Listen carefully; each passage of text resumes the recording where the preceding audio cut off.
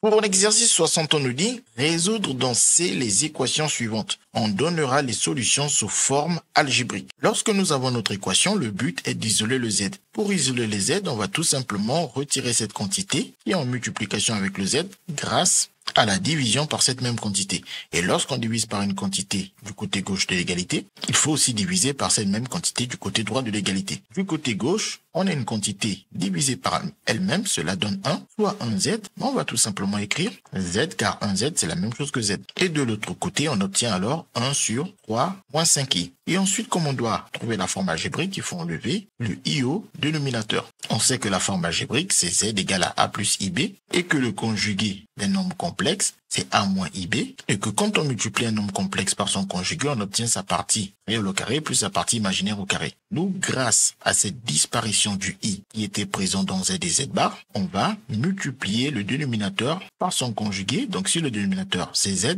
on multiplie par son conjugué Z bar, qui est donc la même quantité, où le coefficient de i a changé de signe et est devenu son opposé. Le moins 5 devient plus 5. On multiplie bien évidemment au numérateur par ce même conjugué. Et on n'oublie surtout pas les parenthèses.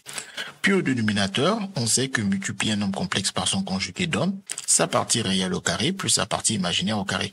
La partie réelle, c'est le terme qui n'est pas avec i, c'est le 3. Et la partie imaginaire, on peut la prendre soit ici, c'est le moins 5, ou soit ici, c'est le 5. Mais dans les deux cas, on sait que moins 5 au carré, c'est la même chose que 5 au carré. Ou bien on peut aussi dire que chacun de ces nombres complexes est le conjugué de l'autre, étant donné que si on change le signe du coefficient de i, le moins b redevient plus b. Et au numérateur, multiplié par 1 redonne la même quantité. Puis on calcule le dénominateur. 9 est le résultat de 3 puissance 2 et 25 est le résultat de 5 puissance 2. Et 9 plus 25, cela nous donne 34. On peut ensuite diviser cette division par 34 à chacun des termes au numérateur, ce qui nous donne alors la solution de cette équation sous forme algébrique. Pour la deuxième équation, nous allons procéder de la même manière. On va isoler le Z en retirant cette multiplication par moins 2i grâce à la division par cette même quantité moins 2i. Et si on divise à droite de l'égalité par moins 2i, on va aussi diviser à gauche de l'égalité par moins 2i. C'est-à-dire qu'on divise des deux côtés par moins 2i. Du côté gauche de l'égalité, moins 2i divisé par moins 2i nous donne 1z,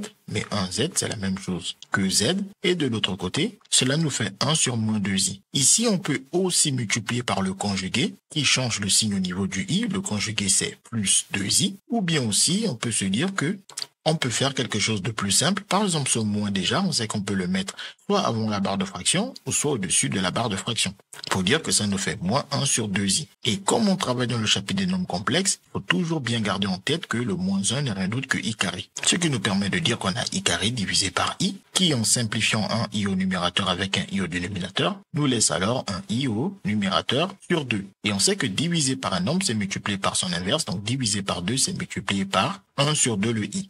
On obtient ainsi la forme algébrique de notre solution. En effet, c'est bien une forme algébrique car elle peut se mettre sous la forme 0 plus 1 demi de i. Et le 0 n'est pas écrit parce qu'on veut une forme simplifiée. CQFD, ce qu'il fallait découvrir.